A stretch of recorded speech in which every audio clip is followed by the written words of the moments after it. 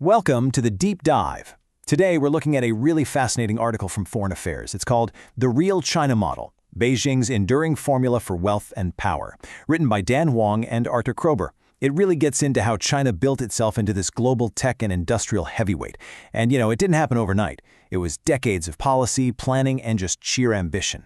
So we're going to walk through the lessons, the challenges, and what this whole model really means for the rest of us. And of course, our producer FireflyHaku is here to keep us on track, making sure these dives don't turn into belly flops. Okay, let's dive into this. So where does our story begin?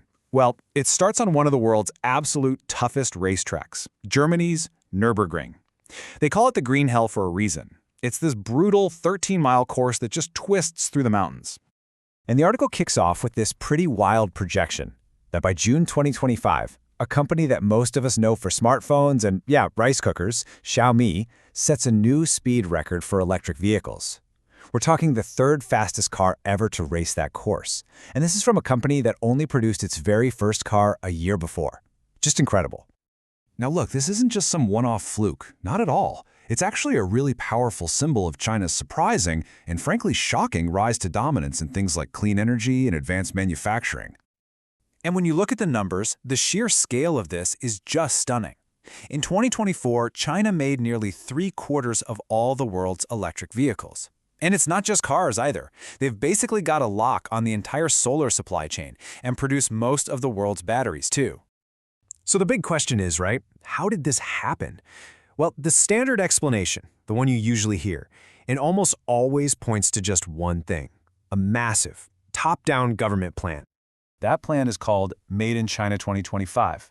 The idea was to pick key industries, think semiconductors, automation, and then just pour enormous amounts of financial support into them. We're talking 1 to 2% of its entire GDP every single year. But, and this is the key, according to the article, this is only part of the story. It actually misses the much bigger, more fundamental picture. Because the core argument here is that China's success wasn't just about, throwing subsidies at a few hand-picked companies. It was about building the very foundation that those companies stand on. The real formula is what the authors call deep infrastructure. So what is that? Think of it as all the underlying stuff, the physical systems and the human expertise that actually allows innovation to happen in the first place. And it's built on 4 critical pillars. The first pillar is this absolutely unparalleled transportation network.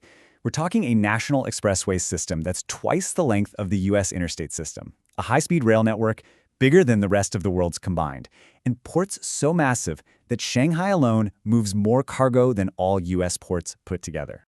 And just to really put this into perspective, look at this.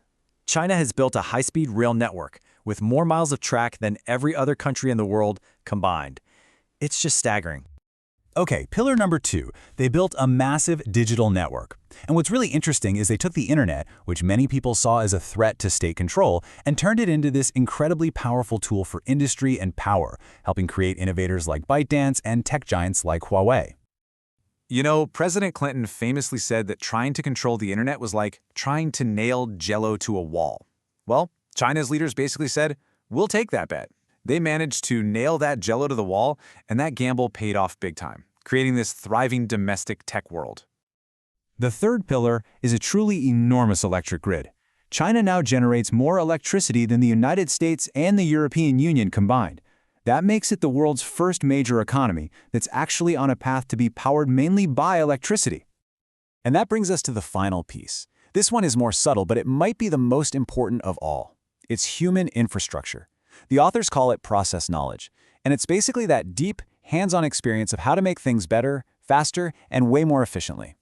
And we are not talking about a small group here. We're talking about an industrial workforce of over 70 million people. That's the kind of scale and deep know-how that lets you build iPhones one year and then pivot to making electric vehicle batteries the next. But, and this is a big but, for all its world-beating success, this model has also created a whole set of serious internal challenges. It's really a double-edged sword. All that lavish funding and those subsidies, well, they've also led to a ton of waste and graft. You end up with these industries where dozens of companies are all making basically the same product.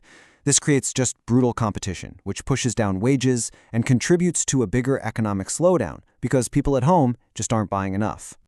So here's the crucial point, the great irony in all this.